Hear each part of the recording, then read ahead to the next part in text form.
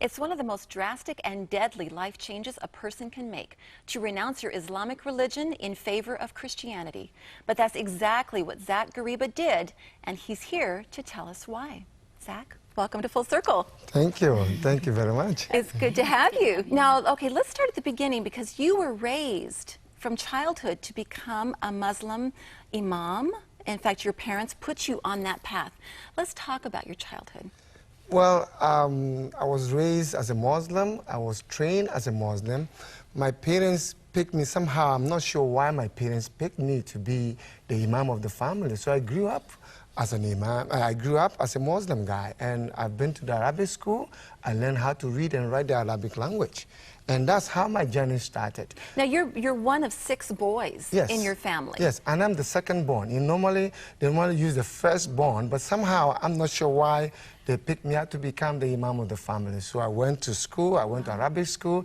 Actually, when I grew up, I was the oldest in my class because I studied English later on, but I studied the Arabic language and the culture and to become Imam at the early age. And you came from a family of Imams, right? Was Yes. your father and your grandfather an Imam? No, my grandfather was one, but my dad wasn't. But I came from that line of Muslim religion. So anyway, I became a Muslim. I trained to become a Muslim Imam, and I was growing up. And then... Zach, sorry, give us context. What is an Imam? Like, what would you be doing as an Imam, as a leader? An Imam is somebody who has his own mosque, has a follower, just like a pastor has his own follower. It's just like a church, but we call it a mosque. And they have their own followers. And that's what an Imam does. Imam does almost the same thing like pastors do. But since I was trained to become an Imam, I went to a place called Nigeria. So I went to Nigeria and I became an Imam of this particular mosque. And I loved what I was doing. I was enjoying what I was doing. I met these Christian friends. I have no idea who these Christian guys were, but I met these Christian friends, and we started talking. They brought their Bible. I brought my Quran, and I started debating with them. I started arguing with them. I started to tell them that, you know what, the Bible is, the Quran is much stronger than the Bible. But unfortunately, we went back and forth, and well, I kept beating them up. And then they come and they bring the Bible, and I argue with them and I beat them up. But to cut more to... When you say beat them up, you mean you out-argued them? You out-argued them? Yeah, Actually, you didn't actually beat them up. I physically beat them up. I physically beat them up. Like you would punch them? Yeah, because I was so mad.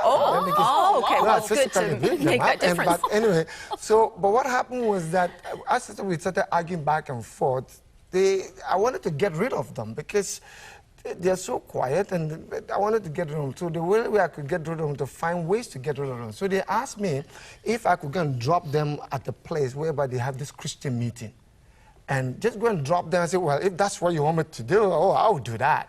So in Africa, we don't have phones. Okay. So we planned this 6 months in advance. So I went to this beautiful, I took them to this place. But meanwhile, my landlady has a little girl who's 12 years old, who's paralyzed from her waist to her foot. So on that day, since I have no choice, I carried her with me to the stadium. So you're babysitting this little girl, and you forgot you were supposed to drive them, so you had to take her with you to drive them to the meeting. So you got your Christian, quiet friends and a little 12-year-old girl who's paralyzed. Who's paralyzed from her waist to her foot. In your car? Yeah. Going to a big stadium where somebody was speaking at this place, just to go and drop them. So I got to this stadium, and I parked at the back of the stadium, but meanwhile, in the back of the stadium, there's a speaker facing me. And this guy and the speaker was saying, Jesus, Jesus. I didn't know what it was all about. I knew that I was going to speak about Christians, and they were speaking about Christian meeting. But as I parked at the back of the stadium, something didn't happen. The girl wanted to come out of the car. Now, you were stuck there. You wanted to just leave. That's right. But you were surrounded by cars. So yeah, because I parked the car, and I wanted to find somebody who could give me the direction. But people thought I parked the car, so people park around me and they block me in the back of the stadium. Yeah. So now I can't go anywhere. I'm just You're trapped. And more of us. That's the key of what to do. Pack everybody in, lock them in, trap them in. I think the problem was because I'm the Imam in that neighborhood, everybody knew me. So I'm nervous now. I didn't want them to know that I'm in this Christian meeting. So I've been trying to hide my face. But the problem is, this girl, it was so hot, but this girl wanted to walk walk on the stage, walk to this bench. So I was taking her to this bench. As I was taking her to this bench, and so you carried her because she was paralyzed from the waist down. Yeah, I carried her in my arms. But as I was walking to the stage, and something happened. This guy started speaking on this speaker, and he started saying, "Jesus, Jesus, Jesus." But I would try to close my ears; it's not working. But as I was walking faster, this girl's leg moved, and I'm saying, "Oh, wait a minute." Her legs moved. Yeah. And I said, well, wait a minute, this is voodoo, this is witchcraft. Yeah. But what happened was that then suddenly, the more this guy said Jesus, the less his dangling. Wow. And then I got nervous, and she said to me, I want to walk. I said, no, you can't. You are in my arms. Anyway, to cut matters short, she bit me. Because she wanted to get down. You were not putting her down. I have the scar here. She bit me, and I slammed her to the floor. But right in the naked of my eyes, I saw this girl walking. And was she paralyzed from birth? Yes. And I'm saying, how could somebody mention Jesus' name and a girl will completely be healed? So that was then I started looking for what is this? There's something has to be with this. Somebody mentioned Jesus' name alone. So anyway, I went home on that day, met her parents, and went to the mosque on that day. As I was at the mosque, somehow, I'm not sure what happened. I was leading my Maghrib, I was leading the prayer, and then suddenly, these words came out of my mouth. I don't know where it came from. Instead of me to say Muhammad sallallahu alaihi wasallam, I said Jesus Christ of Nazareth, right in the middle of the mosque. And how many men are around you? Lots of people. So what happened? Was it just like a... I mean, and you know, the speakers are behind the stadium.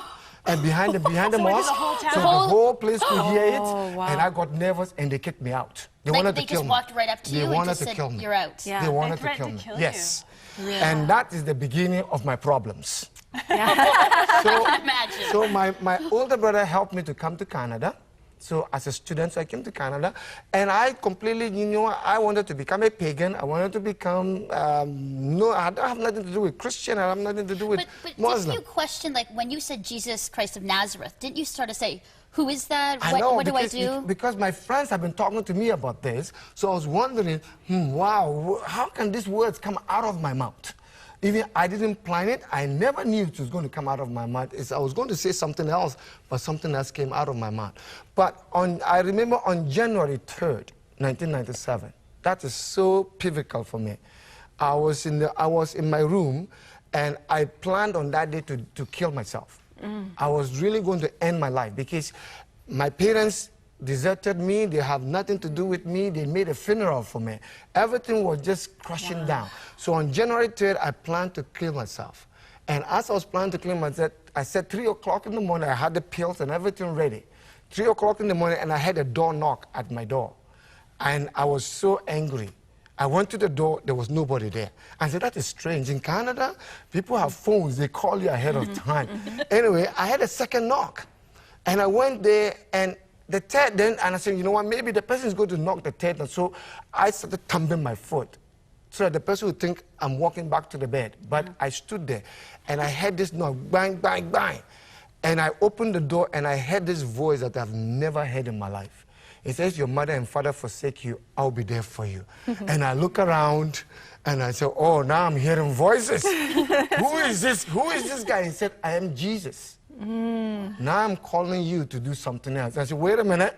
I mentioned Jesus Christ of Nazareth in the mosque. I got myself into trouble. I don't want to have anything to do with you. He said, I am the God of Abraham. Okay, now we're going to take a quick break. And when we come back, Zach will tell us what life is like now and why he says he is ruined for the ordinary. Stay with us.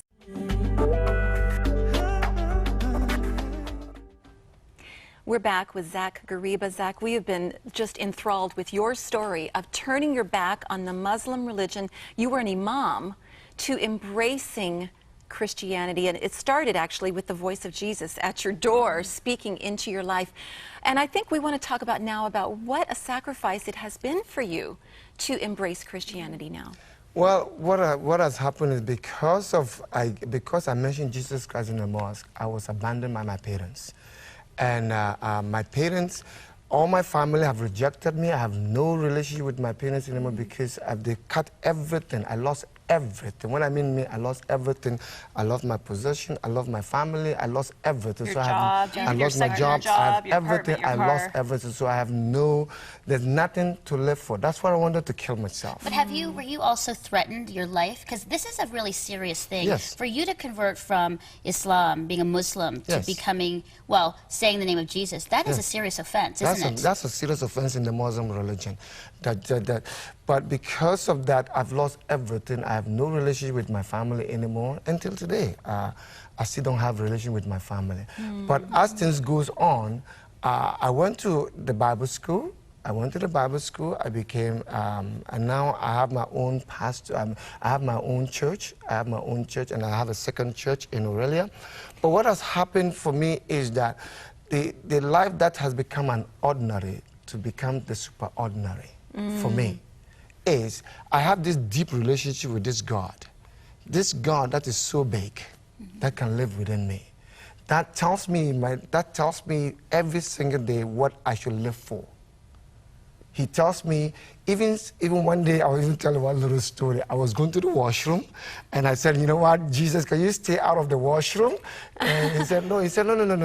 Zach, you could fall down in the washroom. You could trip and hurt yourself in the washroom. I want you to invite me to come into the washroom. That's so how ordinary. Every detail. That's so ordinary, how ordinary he is. And I enjoy what I do with him. I was going to say, so what was it like studying? Because you had studied the Quran to become a minister there. Yes. And then you studied the Bible. Yes. Like, what was the difference? The difference is that because now I know God loves me personally. I have a deep personal relationship with him. It's not just working hard to just prove something. It's not just trying to make everybody happy. This one is making the life worth it. It's just a deeper relationship with him. This is a personal God that I'm talking about. He's so personal with you that it's just so personal, it's so deep within you and him.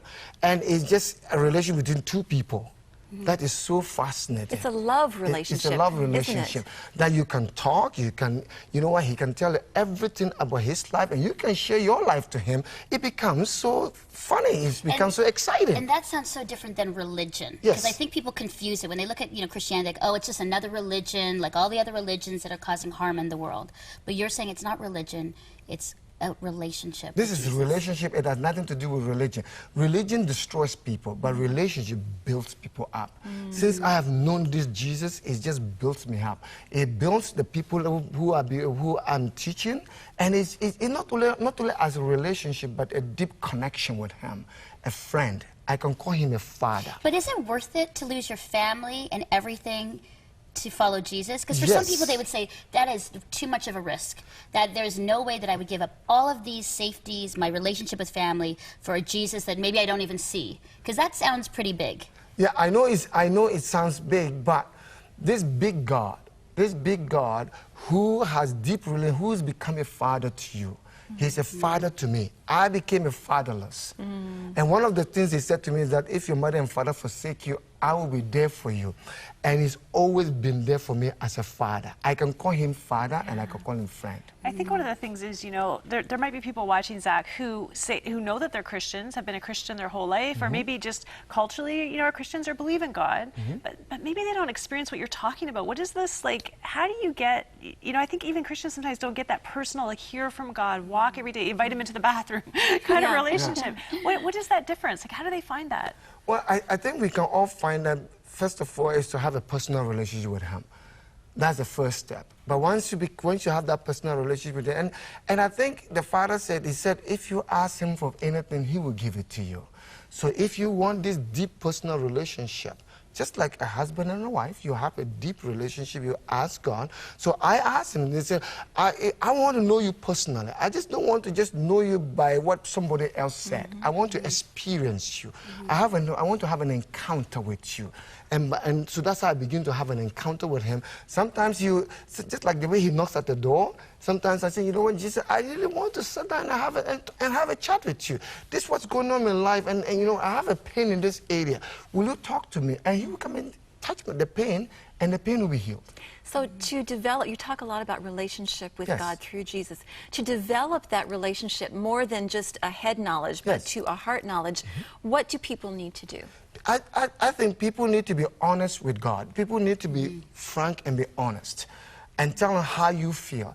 Because, you know, one of the things he tells me that, Zach, I'm too big. And that nothing bothers me. There's nothing you can do that can bother me. He's not going to be surprised He's by not going to be anything. surprised. Yeah. So that's why he said, so anytime I speak, and I just share my heart to him. And heart to heart brings relationship. And reading the Bible and letting him speak to you. That's right. Through his word, the Holy Bible. And it's incredible because who would have thought the second born son of a family of boys, destined to be this imam of a mosque, is now here in Canada, you know, serving and living and sharing the gospel.